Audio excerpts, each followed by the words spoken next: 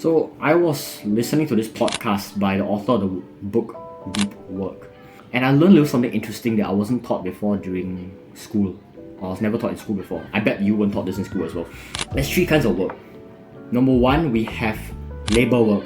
It's gonna be stuff like you're working in a cafe and then you gotta clean the tables or you gotta brew the coffee. You've got to paint, art, stuff like that.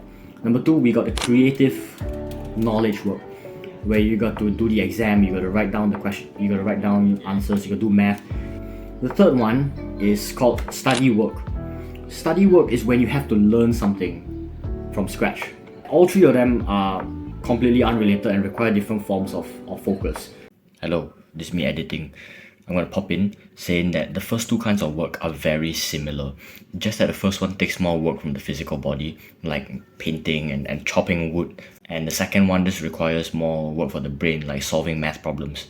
They're both very similar in terms of execution, so I'll elaborate on them later on.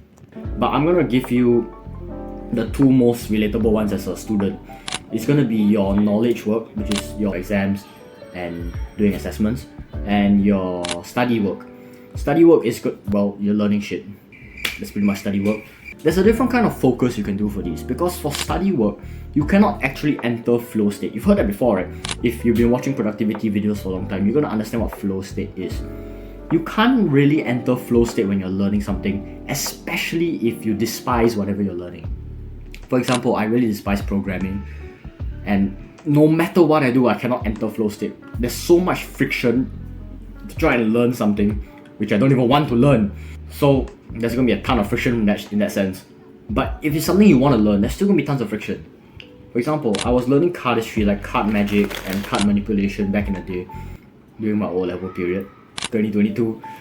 And it was very difficult for me to arrange the cards in my hands because my hands have never been in that position before. And it takes a lot of energy, brain energy, to rewire your brain to tell you, okay, so you have to move this muscle fiber in this direction, and like so that you can grab the cards without this section of the cards falling apart. Or when you're trying to learn a backflip, okay, I gotta jump more, and only when I jump until my back is fully extended, then can I fully tuck. When you're learning a bicycle, when I'm cycling, I have to maintain my core tightness so that I do not fall to the left, I do not fall to the right. That requires a lot of mental energy. It burns a lot of brain fuel for your brain cells, so that you can understand, so that you can rewire the network of neurons inside your head in order for you to learn that new muscle memory.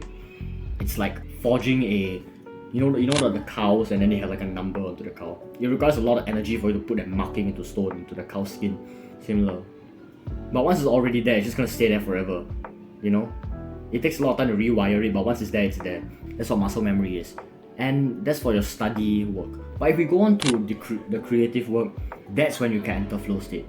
When you are practicing for a basketball match, you are practicing free throws. If you're a newbie like me, let's say I want to become an excellent basketball player, or I just want to score some shots. You keep shooting. You miss here, you miss there. Too little strength, a little too much strength, a little bit too much to the right, a little bit too much to the left. That's super difficult. You can't really be in flow of throwing the basketball. But once you have practiced for a long time and you're going for a competition next, you can close your eyes and shoot the ball. That's flow state. That's the kind of work that you'll be doing during your exams. For your creative work, for your school work, for your study work, is most of your reading the textbook, understanding, highlighting. And for your creative work is when you're doing the assessment papers. You're practicing, you're not really practicing, but you've already got all the formulas in your head, and all you need to do is just answer the questions. That's flow state. During the exams, you're just answering the questions. That's flow state. But when you're learning how to answer the questions, that's your study. That's super difficult brain study moment. I need to come up with a term for it. I'll make another term for it right now. I retake a look at this from another angle in a different video. Yeah, that's about it I want to share. Oh yeah, if you've noticed that this actually helped you, or if you realize that there's some other issue that I didn't quite tackle, you can just ask away in the comment section. I will try my very best to answer this. Yeah, until then, my parents are back, so yeah, cheers. Oomph.